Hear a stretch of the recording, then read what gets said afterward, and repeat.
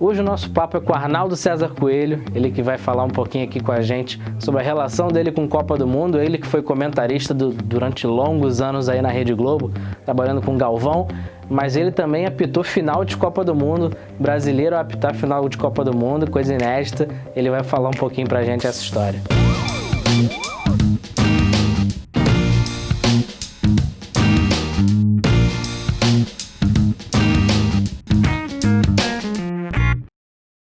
Arnaldo, então, começando o nosso papo, você antes de apitar a Copa do Mundo, a final da Copa do Mundo lá em 82, que a gente vai chegar nesse assunto, você apita em 1978 também, né? Eu queria saber de você qual foi a sensação de saber que iria apitar uma Copa do Mundo. Eu tinha ido à Copa de 74 na Alemanha, trabalhando como auxiliar de cinegrafista do Canal 100, e aí eu senti o clima de uma Copa do Mundo, foi na Alemanha. E eu já estava como árbitro da FIFA, já estava fazendo uma carreira. Quando foi em 76, eu fui a uma Olimpíada em Montreal. E na Olimpíada, a comissão de arbitragem da FIFA me conheceu. E quando chegou em 77, eu fui a um outro Mundial na Tunísia. E quando foi em 78, eu me credenciei. Ao chegar na Argentina, ainda cheguei meio bobo. Quando eu digo bobo, é o seguinte, porque nós fomos convocados para chegar no almoço de segunda-feira. E aí eu saí rapidamente do Rio de manhã cedo, na segunda-feira, cheguei lá no hotel 11h30, meio-dia, os árbitros já tinham ido até almoçar e eu não peguei a roupa da FIFA, estava de terno e fui almoçar com os árbitros. Ali eu levei a primeira bronca da comissão de arbitragem da FIFA. Por que você não está com a roupa da FIFA, o agasalho da FIFA? Eu digo, porque eu cheguei agora do Rio de Janeiro, eu moro 2 horas e 20 minutos do Rio de Janeiro de voo, e aproveitei e já estou aqui no restaurante. Não, mas a roupa não é essa. E eu tive que voltar para o meu quarto para botar a indumentária da FIFA. Ali eu aprendi o seguinte, Copa do Mundo é coisa séria para os árbitros. É o ponto máximo na carreira. E eu, na época, tinha 35 anos, achava aquilo ali uma grande festa, que não era. Naquela época, o árbitro apitava e bandeirava, não tinha bandeirinha assim, específico. E eu bandeirei muitos jogos e apitei um jogo apenas, porque eram 44, 45 árbitros, então cada um apitava um jogo. E eu apitei um jogo da França, e aí quando chegou, o Brasil se classificou, e eu fui ser o árbitro reserva da final. O árbitro reserva é aquele que fica na beira do campo, tratando das substituições, levantando a tabuleta de substituições. Naquela época não tinha se levantar uma tabuleta dizendo que ia dar 3 minutos, 4 minutos. Não tinha o acréscimo que dava, era o árbitro do relógio dele, ninguém sabia, era segredo. Mas foi uma grande escola aquela Copa de 78. Eu aprendi as pressões, a Argentina ganhou, apesar de ter uma pressão muito grande no estádio, mas foi merecida a vitória contra a Holanda no final. A Holanda foi para a prorrogação, a Holanda perdeu um gol e a Argentina acabou ganhando aquele jogo e foi campeã do mundo. E aí, depois disso, a minha carreira toda, mas foi uma grande escola essa Copa do Mundo da Argentina. Aí a gente avança um pouquinho no tempo, 4 anos se passam aí e você novamente é escalado para apitar uma Copa do Mundo e dessa vez você apita a final da Copa do Mundo, né? Infelizmente o Brasil não estava lá, se tivesse você não conseguiria apitar. Eu queria saber qual foi a emoção, né? Qual foi a sensação de apitar uma final de Copa do Mundo. Na vida nada acontece por acaso. Você, para chegar a uma Copa do Mundo, tem que ter uma carreira. Para chegar a uma final de Copa do Mundo, é mais difícil ainda. Eu tinha apitado em 81 um Mundial na Austrália, e aí o Brasil não se classificou e eu apitei a final, Alemanha e Catar. A Alemanha ganhou de 4-1 do Catar. Naquela oportunidade, os membros da FIFA estavam assistindo o jogo. Eu já vinha de uma Copa do Mundo em 78, mas essa final do Catar, quando chegou em 82, eu fui o brasileiro escolhido para ir à Copa do Mundo, que era muito difícil, porque existiam bons árbitros aqui no Brasil da FIFA. Chegando lá, eu deparei com árbitros de 49 anos, eu tinha 39, e os árbitros de 49 anos estavam no fim da carreira, porque o limite era 50 anos. E eram árbitros categorizados na Europa, árbitros, Abraham Klein, que tinha ido a 2 Copas do Mundo, votou vários árbitros internacionais. E aí o Brasil perdeu da Itália. E quando foi mais tarde, me falaram, olha, fica aqui, não vai embora, porque o Brasil não está classificado e você tem chance de apitar mais um jogo. Eu não sabia que queria apitar a final da Copa do Mundo. Eu pensei que fosse apitar um jogo semifinal. E aí não apitei jogo semifinal, e quando chegou na quinta-feira, eu disse, olha, domingo é a final e você vai apitar a final.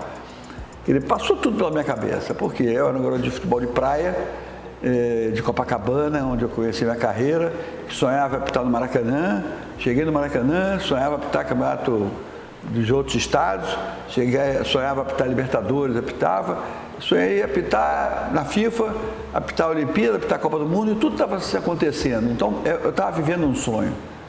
E aí fui indicado para a final da Copa do Mundo. Foi uma coisa muito emocionante, onde passou tudo pela minha cabeça. Passaram os conselhos dos amigos, passaram na época telegramas que chegavam no quarto do hotel lá em Madrid, eu botava na parede. Foi uma grande cartada na minha vida que eu tinha que me sair bem. No Brasil você já tinha apitado finais de vários campeonatos, enfim. E aí você é escalado para apitar uma final de Copa do Mundo, que tem um patamar um pouco acima, né? Ficou nervoso? Deu algum tipo de ansiedade antes da decisão? Bateu ansiedade. Eu sou um cara muito ansioso. E a ansiedade às vezes prejudica, você fica muito excitado, quer resolver tudo ao mesmo tempo, o teu pensamento fica muito rápido. E eu tinha que me controlar, eu tinha que me acalmar, eu tinha que respirar. E graças a Deus eu me preparei nesses 3 dias para segurar minha ansiedade. Eu tinha combinado com a minha mulher de ela assistir a final, que era Brasil, mas o Brasil perdeu, eu tive que falar com ela para ela não ir mais, ela só iria no domingo para chegar segunda-feira lá.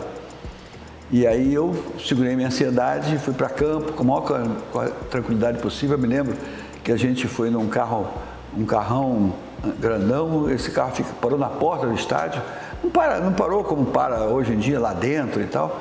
E aí tinha toda a imprensa lá fora, e eu pedi para os policiais se acalmarem para atender a imprensa eram jornalistas brasileiros que estavam lá me esperando, e fui para o vestiário. E aí começou a desenvolver o jogo. Fui para o gramado para examinar o gramado. No gramado eu recebi uma carta que eu abri no vestiário quando eu voltei, emocionante, de todos os jornalistas brasileiros que estavam lá, que escreveram uma carta para que eu apitasse bem, para que eu fosse o Brasil na final, já que o Brasil tinha perdido a Itália. Assinado por todos os jornalistas que estavam no centro de imprensa, que estavam lá. Eu tenho a fita do jogo, tenho essa carta até hoje, enfim. E tenho outras lembranças também. Como a bola do jogo também, que foi uma grande lembrança que eu fiquei. Depois do jogo eu terminei e fiquei com a bola. Mas foi um ponto máximo na minha carreira. Como é que foi essa história aí que você já citou ele aqui, o Abraham Klein, que era assistente, né? E aí ele conversa com você sobre a possibilidade de um outro jogo, que ele estava torcendo para o resultado não dar certo, e aí ele estava querendo apitar a final. Como é que foi essa história, esse caos com o Abraham Klein? O Abraham Klein, um árbitro de Israel, é amigo meu até hoje. Ele apitou a Copa do México, que o Brasil ganhou da Inglaterra, que foi um jogo dificílimo.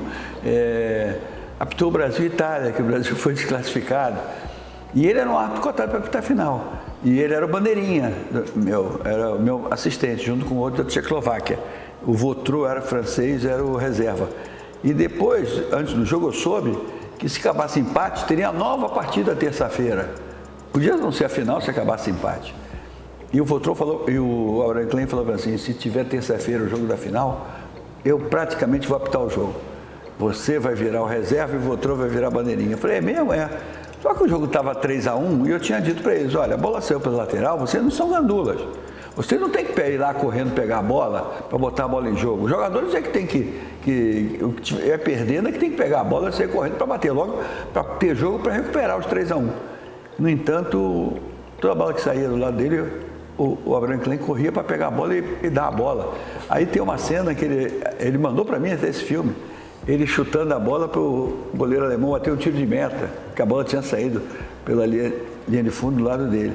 E aí eu olhava para ele, fazia assim para a tribuna onde estava o inspetor da FIFA, para dizer, pô, eu tinha orientado ele, vocês viram a minha orientação, que bandeirinha não é gandula, e o cara queria jogo. Ele queria jogo para o jogo acabar empatado para ele apitar depois da final. Arnaldo, qual o melhor jogador, você que viveu a Copa de 1982, qual o melhor jogador você viu atuar naquela Copa do Mundo? O jogador foi Paulo Rossi, que acabou com a Copa, fez gols em tudo que é jogo, que teve no Brasil recentemente, faleceu também no ano passado. Mas o time brasileiro era fora de série. O time brasileiro jogava por música, o Júnior corria, o Zico enfiava, o Zico corria, o Sócrates enfiava. Tinham vários jogadores que jogavam muito bem. O Sócrates jogava muito bem, o Éder, ponta esquerda, enfim, o Luizinho na zaga, Turim Cerezo, a lateral direita do Flamengo, Leandro, Oscar, se não me engano. Era um time que jogava por música. O Tele também, o time que jogava para frente, jogava futebol, não fazia falta. E perdeu por causa disso, porque jogava pelo empate e não soube competir. Porque o time que joga pelo empate numa Copa do Mundo, ele segura o jogo, amarra o jogo. Quando tem empate, ele diz, agora não tem mais jogo e tal, e acabou tomando um gol no finalzinho. Portanto, foi uma lástima a derrota do Brasil e uma sorte para mim, porque aí eu tive chance e oportunidade de apitar a final. Teve algum jogador ali nas Copas que você apitou que te deu trabalho? Falou, pô, esse cara é chato pra caramba, tá me perturbando. Teve esse cara? Deu trabalho. Era um jogador que jogava no Real Madrid, Stilic, um zagueiro, falava espanhol. E por falar espanhol, ele achava que eu entendia o espanhol dele. Ele entendia, mas eu fingia que não entendia porque ele passou o jogo todo. Logo depois que eu dei um pênalti no início do jogo, que o jogador italiano perdeu o pênalti, ele começou a falar no meu ouvido e eu fugia dele. Eu não dava papo, nem olhava para ele. Por quê? Porque quando ele viu que o jogo estava perdido, aí que ele provocou mais, porque ele queria provocar um cartão, quem sabe provocar uma expulsão e sair como vítima. E eu cá comigo, esse cara, ganhar uma Copa é difícil, saber perder é mais difícil ainda. Esse cara com um castigo, não é vermelho que eu vou dar para ele, é ele ficar até o final no jogo. Ficou até o final e eu nem liguei para ele, ignorei ele. Acabou o jogo, eu com a bola debaixo do braço, no meio do campo, olhando os jogadores subindo lá e ele fazendo careta para mim, eu olhava como não acontecia nada. Eu ignorei ele. Passado 82, 2007, 25 anos, eu fui à Alemanha apitar um jogo comemorativo, Itália e Alemanha, dos velhinhos, como se nadia, eu também velhinho, estava. E aí ele estava lá. E aí veio falar comigo, me cumprimentar, não sei o quê. Eu olhei para ele, naquele jogo tu me perturbou, hein? Mas não falei nada também, cumprimentei educadamente. Mas foi o único jogador, não teve. Apitar a Copa do Mundo não é difícil. Difícil é apitar Campeonato Brasileiro. Difícil é apitar jogo de Série B. Difícil é apitar jogo onde há impunidade.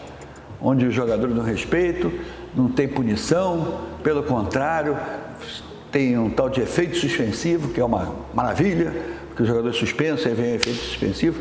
Então, apitar jogo quando tem impunidade é muito difícil. Copa do Mundo não, todo mundo respeita tudo. Claro que tem uns problemas ou outros, mas é mais difícil. Mas para apitar, há um respeito muito grande pelo juiz.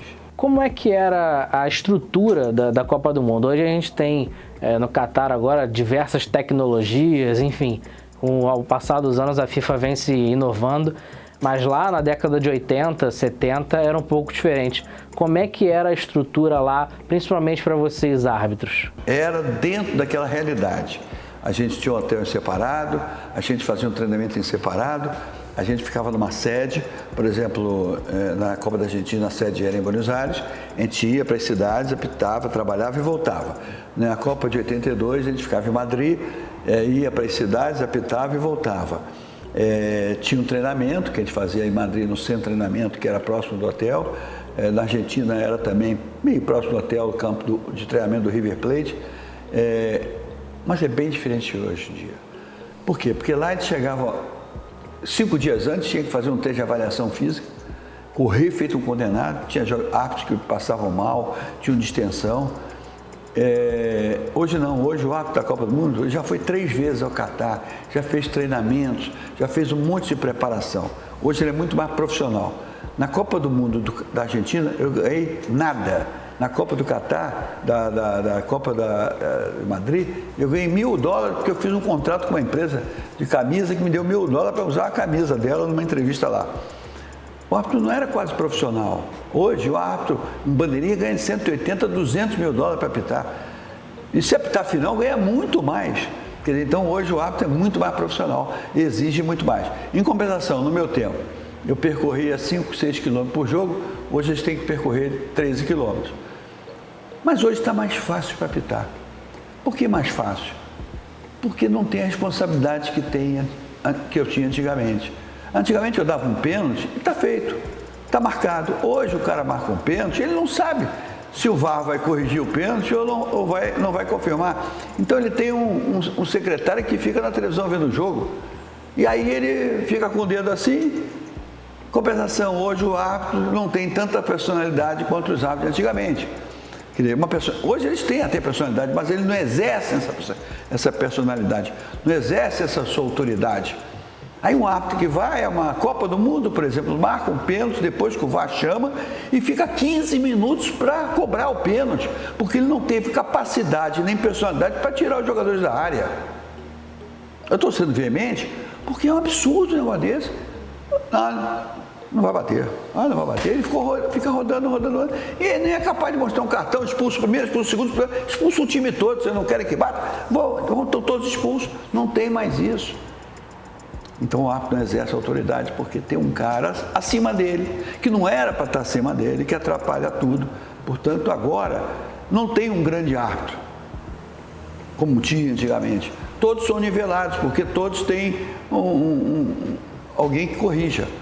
É igual um jornalista que faz um artigo e tem um sujeito que corrige. Então, se ele sabe que vai ter uma pessoa que vai corrigir o texto dele, ele não vai ter tanto cuidado e os jornalistas se equivalem. É a coisa que acontece com a arbitragem. Entendi. Você acha que isso pode atrapalhar também na Copa do Mundo, que já teve em 2018, VAR, e vai ter agora 22 também? Isso pode atrapalhar de certa forma? Vai atrapalhar se o árbitro de vídeo se meter em interpretar lance dentro da grande área, como se interpretaram na Copa da Rússia. Na Copa da Rússia, o Brasil teve um pênalti marcado a favor, que o jogador, se não me engano, Costa Rica empurrou o Neymar caiu. O juiz holandês marcou o pênalti porque foi pênalti, claro. Cortou para dentro, o zagueiro passou batido e deu-lhe um empurrão. E ainda olhou para o juiz e botou o braço para trás para tirar o pênalti. E o VAR foi e chamou e disse, olha, o Neymar caiu de forma exagerada, ele foi anular o pênalti. O Miranda foi subindo uma bola contra a Suíça, se não me engano, e antes disso, quando ele preparou para subir, o jogador deu um empurrãozinho nele, tirou ele da jogada. Aí o Miranda passou, ele fez o gol de cabeça e não foi anulado. O VAR nem se meteu. E eu fui perguntar numa reunião, isso é uma faltinha. É faltinha que saiu um gol? Portanto, eu acho que se não corrigirem, o VAR vai ser um grande personagem nessa Copa do Catar. A FIFA preocupada com a lei do impedimento, que é feita pelo VAR, e não é oficial, não é legal, tem erros. O que é o erro? É o momento do passe. O que é o impedimento? É no momento do passe, você tem que ver se o atacante está na frente do zagueiro ou não para marcar impedimento, que ele se caracteriza no momento do passe. Quando é que é o momento do passe? Quando o pé encosta na bola ou quando a bola anda? Isso não dá para ver na televisão. Então o que acontece é o seguinte, muitas das vezes, aquele resultado lá da frente não corresponde à verdade.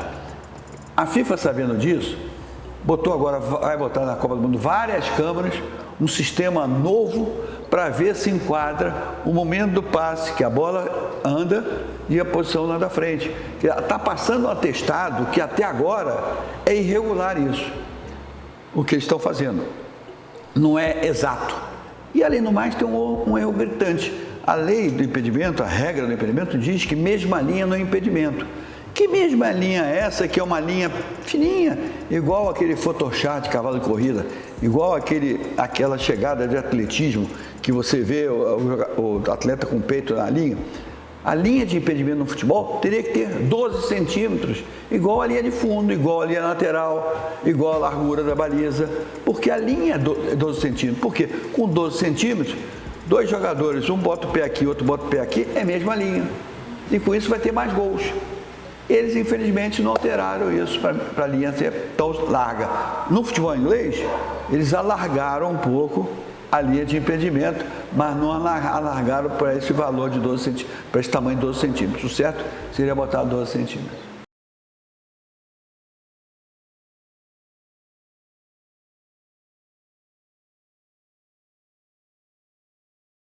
Queria que você relembrasse, fizesse um resumo aí do que foram esses longos anos aí comentando Copa do Mundo. Eu recebi convite da Rede Globo para ser uma espécie de dar uma assessoria.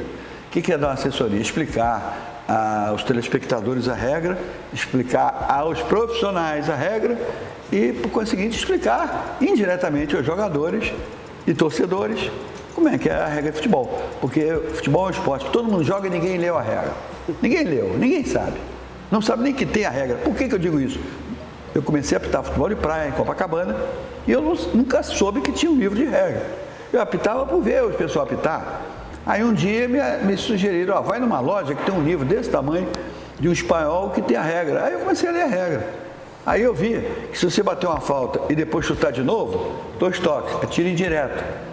Aí caí na besteira de na praia dar um tiro direto contra esse. O zagueiro no portão queria me bater.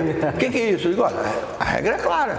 Na página 30 diz que se bater uma falta e a bola está em jogo e depois você chutar de novo, é tiro indireto, 2 toques. Pô, e para explicar o cara é desse tamanho. Aí o que aconteceu? Quando eu comecei na Globo, eu procurei ser um professor de educação física, que eu sou. Explicar didaticamente a regra. E aí eu mostrava o que era impedimento, que é o momento do passe. Eu mostrava que as faltas por trás, mostrava que tinha falta que o camarada praticava, o cara ia com um martelo para matar uma pulga. No futebol não pode. O cara está com a bola e você vem, chuta a bola adversário. Para que isso? Força exagerada. Tinha zagueiros que davam carrinhos maravilhosos e jogavam o adversário na pista. Isso não pode. Porque se você deixar... O que era a lei da vantagem? Lei da vantagem é você sofreu uma falta e aí o teu time leva a vantagem e vai e pode até fazer o gol. Porque você sofreu a falta, o juiz não apitou. Aí você está dando uma vantagem porque ele sai. Hoje, você pode dar a lei da vantagem aqui, mas se o sujeito perdeu a bola rapidamente ali, você apita atrasado e bota a falta aqui. Antigamente não, você tinha que decidir. Muitas vezes o cara ia, driblava um, driblava outro, usava a lei da vantagem, mas na frente ele perdia, já era. Então comecei a explicar didaticamente. Assim foi em 90, quando eu fui para a Itália, eu procurei explicar didaticamente a regra, na equipe da Rede Globo, servindo de escada para o Galvão servindo de escada para mim, na época de 90, o comentarista era o Pelé, e explicando a regra. Assim foi na Copa de 94, explicando a regra. Foi o momento mais emocionante da minha carreira, foi a decisão por pênalti, que o Vasco chutou para fora. Enfim, eu fiz a minha carreira toda de forma didática e foi tão legal que a televisão contratou novos comentaristas, aí os outros canais de televisão começaram a comentar, trazer novos comentaristas e hoje é uma profissão. Seu ciclo se encerra justamente comentando uma final de Copa do Mundo, né? Em 2018 você faz o último trabalho como comentarista ali com o Galvão na final da Copa do Mundo, França e Croácia.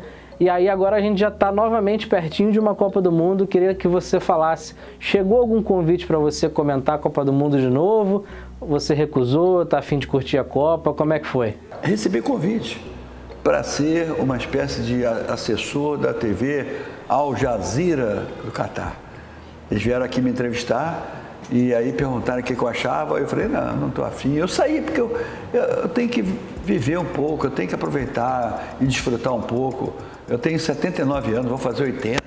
Comecei com 16 futebol de praia, 50 e tantos anos não tendo fim de semana, não tendo aniversário de mulher, de filho, de avó, de pai, de mãe, sempre apitando, pendurado em avião. Se você perguntar quantas vezes eu viajei de avião, eternamente. Até há pouco tempo, toda semana eu viajava 2, 3 vezes. Enfim, chegou uma hora que eu parei. Aí meu filho falou assim, demorou. Por quê? Porque o filho é o que mais sente, são os filhos que sentem. E aí eu falei, não quero mais. E agora, nessa entrevista, ficou bem claro que era um convite maravilhoso. E assessor de nada. Eu ia assessorar um cara para falar, olha, foi isso, e o cara falar, eu falar em árabe, falar com ele em português ou inglês, enfim, tô fora. Chega. Aí, Arnaldo, chegamos no momento mais importante aqui do nosso papo. Eu queria que você descrevesse com detalhes qual foi o momento mais importante para você na história das Copas. Eu, como comentarista, vivi 2 Copas do Mundo. Na Copa de 2002, eu tive uma participação, porque o Filipão, um dia antes de começar a Copa, me chamou para fazer uma palestra para os jogadores. Uma palestra não é para ensinar regra, é para como entender a regra e levar vantagem, porque, como qualquer jogo, quem sabe da regra leva vantagem de quem não sabe. Foi muito emocionante ver que a Copa do Mundo foi campeã e eu ajudei um dia antes fazendo uma palestra dos jogadores. A Copa de 94 foi emocionante porque foi uma decisão por pênalti, a gente em pé, a televisão americana mostrando o Pelé ao lado do Galvão e eu era ao lado do Galvão. O Galvão era o papagaio de pirata do Pelé, eu era papagaio de pirata do papagaio de pirata, que era o Galvão. foi emocionante. Mas a Copa que marcou a minha vida foi a Copa de 82, na Itália, que a Itália foi campeã, foi em Madrid, em 11 de julho essa final, porque era o fechamento de uma carreira e de um sonho. Sabe quando você tem um sonho maravilhoso, aí você acorda alegre, feliz? É bem diferente de um pesadelo. Eu estava acordando de um sonho, porque deu tudo certo. Um garoto de praia que acabava o jogo, tinha que mergulhar para a torcida não chegar a tempo de me bater, porque a torcida descia do paredão querendo me bater, eu mergulhava e saía nado. De um garoto que chegou no Maracanã, garotinho, que apitava com bola laranja ainda, grandes clássicos, que apitou Pelé, apitou Maradona, apitou Zico, apitou todos os jogadores no auge eu apitei. Só não apitei agora, mais recente. Mas, enfim, era um ponto máximo na carreira. E quando acabou aquele sonho, e eu acordei, foi a hora que eu consegui pegar a bola no chão e levantar a bola. Por quê? Porque ali era o coroamento de uma carreira, com muito sacrifício, com muita luta, porque eu pensava, uma maravilha. Pô, você entrou em campo, ficou ao lado do Pelé, ao lado do Tostão, ao lado do Zico, ao lado disso, ao lado daquilo. Mas eles nunca me passaram a bola. Eu sempre corri atrás dele. Portanto, foi um marco. E quando eu voltei para o Brasil, a responsabilidade aumentou, porque eu era um juiz de final de Copa do Mundo. Abriu uma porta enorme. Depois disso, o Romualdo Filho, outro brasileiro, apitou a final de 86. E os outros sul-americanos, porque era a primeira vez que um sul-americano apitava a final. E depois outros dois argentinos apitaram dois outros as finais. Portanto, ali foi emocionante. Até hoje eu carrego esse preço que me orgulha muito de ter sido o primeiro juiz sul-americano a apitar a final de Copa do Mundo. São poucos, de 1930 até agora, são 15, 16, 17, não sei quantas Copas do Mundo na minha cabeça, e eu estou no meio deles.